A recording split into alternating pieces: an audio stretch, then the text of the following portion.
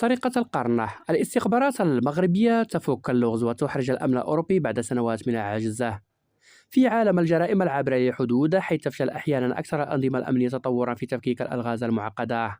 برز الدور الاستخباراتي المغربي كعامل حاسم أعاد تحريك واحدة من أكثر القضايا غموضا في أوروبا الحديثة، المتمثلة في عملية السطو الشهيرة على مطار زافيتنيا في بروكسل سنة 2013، المعروفة إعلاميا بسرقة القرن. فبعد أكثر من 12 عاما من الصمت القضائي والانسداد التحقيقي،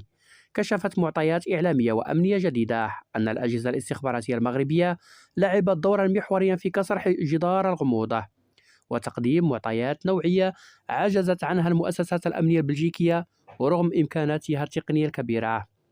ووفق ما أوردته قناة RTL البلجيكية، فإن عملية سرقة القرن التي نفذتها مجموعة منظمة في ظرف لا يتجاوز 4 دقائق لم تكن مجرد سرقة استثنائية من حيث الأسلوب، بل شكلت إحراجا غير مسبوق للأمن الأوروبي، بعدما تمكنت فرقة كوموندوز متنكرة في زي رجال الشرطة من الاستيلاء على شحنة ضخمة من الألماس والذهب دون إطلاق رصاصة واحدة. وتعود تفاصيل العملية إلى مساء 18 فبراير 2013، حين أقدمت مجموعة مكونة من 8 عناصر مسلحة على تطويق طائرة تابعة لشركة هيلفتيك إيرويز أثناء توقفها بمطار زافيتنيم، في لحظة كانت تحمل فيها 121 حقيبة تحتوي على مجوهرات ثمينة، وباستخدام تجهيزات تقنية متطورة من بينها أجهزة ليزر. جرى شل حركة الطاقم وإتمام العملية بدقة لافتة قبل أن يختفي المنفذون تاركين خلفهم سيارة محروقة كجزء من خطة تمويه محكمة. غير أن أخطر ما كشفته التحقيقات اللاحقة بملف سرقة القرن لم تكن أسلوب التنفيذ، بل الغموض الذي لف القيمة الحقيقية للمسروقات. ففي الوقت الذي قدرت فيه شركات التأمين البلجيكية الخسائر بنحو 38 مليون يورو، فجرت تقارير استخباراتية مغربية مفاجأة مدوية، إذ أشارت إلى أن القيمة الفعلية قد تتجاوز 300 مليون يورو، ما أثار شبهات قوية حول وجود شحنات غير مصرح بها لم تدرج ضمن الوثائق الرسمية. هنا تحديدا برز ما أصبح يعرف داخل الأوساط الأمنية بالخيط المغربي، فقد أتاح التعاون الاستخباراتي الوثيق بين الرباط وبروكسل التوصل إلى معطيات دقيقة قادت إلى تحديد هوية المشتبه به الرئيسي الفرنسي مارك بيترولدي، الذي كان ينشط ويدير شبكته من داخل الأراضي المغربية.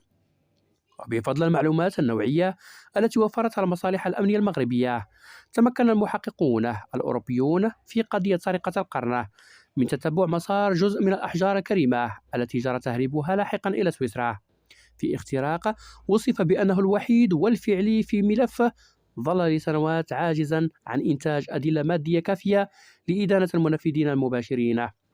ورغم توقيف بترولدي وإدانته بتهمة تلقي مسروقات، فإن القضاء البلجيكي فشل في إدانة بقية المتورطين في تنفيذ السطو،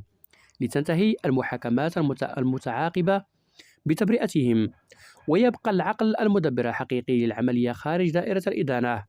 في واحدة من أكثر القضايا إحراجا للمنظومة القضائية الأوروبية. ولا تزال المسات المختفية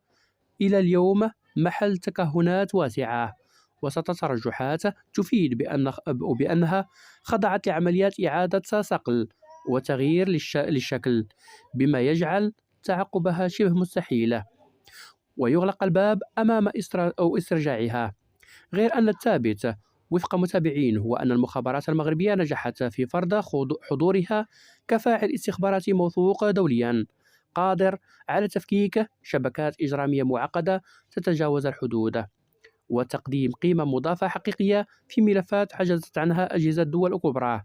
مؤكدة مرة أخرى أن الأمن لم يعد يقاس فقط بالتكنولوجيا، بل بفعالية المعلومة ودقة التحليل وعمق الاختراق.